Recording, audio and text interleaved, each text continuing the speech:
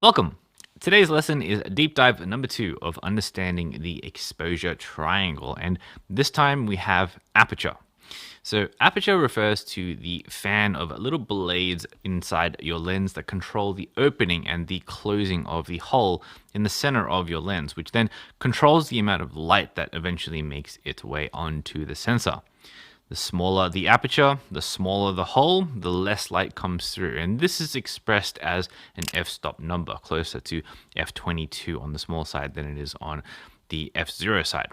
On the opposite side, the bigger the aperture, the larger the hole, the more light is available to be passed through. And this is expressed closer to f0 than it is to f22. Now, I've mentioned this before, but this idea is very similar to how our human eyes work, especially if you think about how your pupils dilate or grow bigger in the dark so that your eyes can let in more light to see in the dark. And they shrink when there's lots of light because your eyes don't need as much light to see. So our eyes automatically close and regulate that for us. Aperture works similarly to shutter speed in that it also controls exposure as well. The thing with aperture and shutter speed, however, is that unlike ISO, they have very obvious creative uses and effects and considerations that can really affect the final look of your image. Now, I've already explained the shutter speed side of things with freezing action and blurring subjects and such. However, with aperture, the creative decisions revolve around how much of the image we want in focus and how much of it we want to be blurry. See, aperture controls a thing called depth of field. And you probably know what this is, and you've almost certainly seen this before. There's a word for shallow depth of field, which I've mentioned before, and that is called bokeh. Now, as I've mentioned before, it also refers to out of focus blur areas. Now, depth of field is an expression used to understand how much of the composition you have in focus. Whatever is in your depth of field is whatever you have in focus. When we point our cameras to take a photo, there are many things that help it go into focus. There are focus modes and focus areas, which we'll dive into in upcoming days. The lens choice that you make can have a big factor as well, but as it pertains to aperture, the aperture you decide to use dictates how deep the field of focus can be. Now, to try to keep things simple, when we select a subject to focus on, there is a range that occurs where the image will be sharp. And this range occurs both in the front and behind the subject that we choose to focus on. And this is called the depth of field. The zone in front of the depth of field and behind the depth of field will be blurry and become bokeh, while the depth of field, that zone, is sharp. Alongside shutter speed, focus, and gear choices, your choice of aperture has a huge effect on how much of your image has the potential to be sharp in the first place. Now, the larger your aperture becomes, that is, the closer it moves to f0, the shallower depth of field you have, and less things become in focus. And this is great for things like portraits, where the only thing you really want in focus is the person and their eyes. However, the smaller the aperture, as in the closer to f22 it becomes, the more depth of field you have and the more things will be in focus. And this is great for landscapes, for example, where the majority of photographers want that landscape to be in focus. And, the landscape is also usually quite far away. Now, remember how this works because it can be a little bit confusing, but the smaller number, as in f1.4, f2.8 and such, the larger the aperture, right? The bigger the number, such as f11 and f22, the smaller the aperture. Large apertures have large amounts of out of focus areas. Small apertures have a small amount of out of focus areas. And this idea trips up many beginner photographers, so play this bit back if that still doesn't make sense. Now, in day 9, we'll revisit bokeh, shallow depth of field, and hyperfocal distances and go through them in detail. But for now, just know that when it comes to aperture and taking images, the smaller the aperture is, the larger the f-stop number, and the more elements will have the potential to be in focus and to be sharp in your composition. As a brief explanation of depth of field, it's perhaps easiest to think of it like fishing. When you fish, you cast a rod that has a lure out on the end of it, right? You cast your line out into the water, right? When you're doing that, it's very similar to focusing on something on a point far away.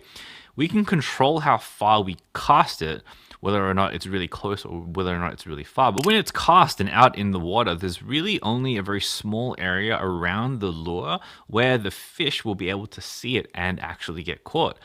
And this area around the lure is similar to depth of field. It's the effective area that you're able to catch the fish. It's the effective area that's going to be in focus, and it is in a range.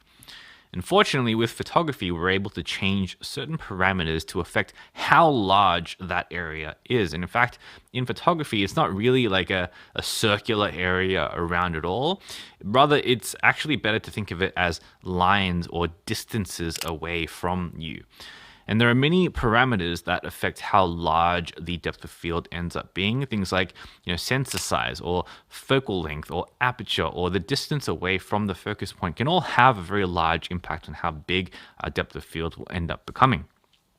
Sometimes our depth of field can be really tiny and really shallow, like the difference between the eyelash and the eye in a portrait being in focus, right? Or other times it can be really deep. Sometimes what we call to focus to infinity. And a lot of the times when we are focusing on subjects, there will be points behind that in the composition where literally everything behind our subject will be in focus, depending on certain parameters. For now, I want to focus on the idea of distance, because that's really important when it comes to focus and our conversation right now about aperture. As we mentioned in the previous lessons, a lens has a minimum focusing distance. And sometimes we might not want to shoot as up close as possible, but if we do, lenses have this relationship where the closer things are focused towards the minimum focusing distance, the less depth of field there is. The closer things are, the less depth of field there becomes. So, say for example, we're using a 24mm lens at f1.4 and we focus on something that is 1 meter away. We'll actually only have a depth of field of 15 centimeters. That's probably deep enough to get like the eyes and most of the head in focus in terms of distance away from us. And if that's what we're going for, then that's great. However, if we use that same 24mm lens at f1.4, but instead of focus on something that's 10 meters away, our depth of field actually increases substantially to 33.26 meters. And that's big enough for cars and buildings and almost anything else that we would want to shoot. So remember this. The closer your subject, the shallower the depth of field you have. The further away your subject, the deeper or the more depth of field that you end up having. So distance is another thing that affects depth of field very much. Of course, when combining this with apertures like f1.4, which gives us a very shallow depth of field, or using apertures like f8, which gives us very deep depth of field, plus the fact that we already know and understand that aperture affects depth of field as well, we can now start to have a lot of creative control over just how much depth of field we want for any given particular scenario. Now, this might all sound quite confusing and, to be honest, quite technical, but this will quickly become second nature to you the more you try it out for yourself and start to play around with depth of field and deciding what you want to be sharp within your images. Okay, so what are some examples of aperture settings that you might use in different scenarios? Well, I think the most famous of all is in portraits. Typically, portraits are shot with a very shallow depth of field, like f1.4, f1.8, sometimes even f2.8 as well. And they're typically shot very close to the subject. And it's the combination of having a fast aperture like that, plus being closer to the minimum focusing distance, that causes the depth of field to become very shallow, producing a lot of bokeh or out of focus blur. Now, creatively, this is really useful because, especially for portraits, the eyes are the windows to the soul. It's almost a sin not to have sharp eyes in a portrait because, that's where people look first. Much like in real life, when you're talking to someone face to face, you look at their eyes first and foremost. The same thing with portraiture as well. When most people see pictures of other people, the first thing that they see, the first thing that they look at are the eyes. So having a very shallow depth of field allows you to direct the viewer's attention to that person's eyes, to that model's eyes. And that sets the scene for the rest of the image, the expression, the outfit, the colors, the environment, and so on. Because of this, again, you'll find that for portrait, many photographers opt for the fastest lenses possible and will get as close to their models as they can so that they can make the most out of this effect. In landscape photography, however, things are a little bit different. In fact, they're actually the opposite of portrait, usually anyway. Typically in landscape photography, most of the time, images are shot with the intention of having the entire scene in focus because, it's a pretty landscape and most photographers want to show off the whole thing. So anything that is like bokeh'd out is usually not going to have any detail. So in those instances, usually it's reserved for like foreground elements that don't have as much importance as the rest of the image being out of focus, where the actual thing that you're supposed to look at will be in focus, the rest of the image. So with this in mind, if a landscape is wide and vast and far away, it's not uncommon to see photographers use apertures that provide a very deep depth of field so that they can get everything in focus. Apertures like f4, f5.6, f8, f11, and so on. However, again, distance has a lot to do with affecting depth of field, right? So in some cases, if your landscape is a little bit closer to you, you might have to crank that aperture a little bit higher, so making it a little bit smaller, more towards the f11 side in order to get everything in focus. But all of this is a creative decision. And whether or not you want certain parts of your image to be in focus is completely up to you as the photographer. Now, when it comes to aperture and street photography, there are many different approaches, and to be honest, the use of aperture has changed a lot over the years. And back in the day, when autofocus wasn't so good, it wasn't uncommon to see street photographers locking their apertures to f8 and then shooting everything with that in manual focus. Now, this was because at f8, for many subjects at most distances, so long as the subject was just, a few meters away, most things would be in focus with that configuration, with that setup in those settings. And this historically freed them up to focus on other things like composition or shutter speed and all the rest of it. And this technique is called zone focusing, which we'll dive into way more when we get into the street photography genre deep dive much later in the course.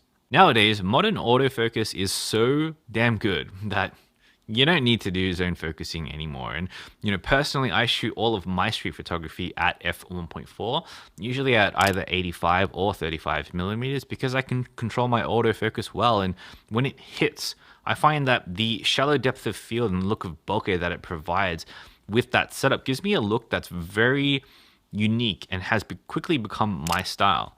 And that's not to say that, that's the optimum way to do it. There are so many different people who shoot exclusively at 50 or 24, and some people still prefer f8 and others prefer a moderate f4. And, it's completely up to you and what experience you want out of your shots and what you want that shot to look like as well.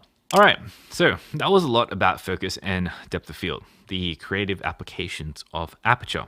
This is all very, very important because much like shutter speed has creative considerations you need to make that can potentially lock you into certain shutter speeds for certain scenarios, aperture also has certain creative considerations that can potentially lock you into certain apertures as well. Now, as it relates to exposure, this is important to consider because most of the time you'll find yourself in a situation where you need a particular shutter speed in order to achieve a specific effect, and you'll need a specific aperture to achieve a specific effect as well.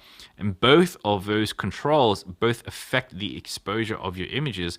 And so again, it's a balancing game between what you exactly need and how much you can stretch with the exposure and those settings and how you can harmonize and balance everything out together. But shutter speed and then aperture are the two big things that have the biggest amount of creative control and consideration. So dialing those in for creative purposes is the biggest priority, because to balance out the exposure after we've dialed those two things in, we have the last pillar of the exposure triangle, ISO, which we will talk about tomorrow. For now, let's dive into the assignment for today. And you guessed it, today's assignment is all about getting used to aperture and its creative controls. So, especially when it comes to depth of field, it can really take a little bit of time to wrap your head around this kind of stuff. So, we're going to be doing some exercises in order to help us get used to the creative uses for aperture and depth of field and all of the related things around that. Exercise 1 is going to be all about depth of field. Now, what I want you to do is on a table, line up 3 objects, and they can be anything, and space them out like 10 centimeters or a few inches apart. Then take your camera and position it so that it's 45 degrees away from the first object, but it still has the same height as the objects as well. So keep it all level. Then set your camera to auto ISO and use whatever shutter speed you like, but change it to the absolute largest aperture that it can go, so the smallest number. Then focus on the first object and then take the shot. Now, when you review this shot, notice how much of the out of focus areas there are in this shot and the quality of what happens to those out of focus areas. Because you'll notice that the further away things are, if they are out of focus, the more out of focus they are. And if you look at the third object, the furthest object away, you'll see this is true. It's far blurrier than the second object.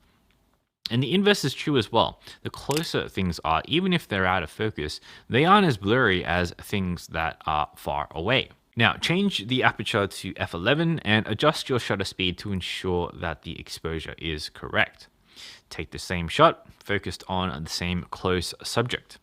And notice how much more things are in focus or sharp versus the first image that you took. This is the relationship of aperture and depth of field. Increasing the aperture increases the depth of field. Decreasing the aperture decreases the depth of field, even if they're focused on the same thing at the same distance. Play around with this and really try to analyze the quality of the out of focus areas and the relationship to distance and aperture. Okay, so for exercise 2, go out onto the street and with your camera, set it to the lowest aperture you can go, so the biggest aperture you have available. Then use auto ISO and any shutter speed so long as you are correcting your exposure. Then, looking down the street, shoot a car that is close. Then, with the same settings, shoot a car that's far away. Then, review the 2 images. What you'll notice is that even though these 2 images are shot with the same aperture, because you're focusing on different subjects that are, different distances away, you'll find that the further shot has more things in focus in the composition. Now, remember, the closer your focal point, the less depth of field you have. The further away your focal point, the more depth of field that you have. And that's it. You now have some frames of reference for the relationship between aperture, depth of field, and focus. Play around with this even more, shooting different things at different distances and keep reviewing the relationships between them all. Because isolating the effects in this way really helps you see what each setting is doing and really lets you think about each one of the 3 pillars of the exposure triangle in isolation. And this is a great way to speed up your learning process. All right, see you tomorrow.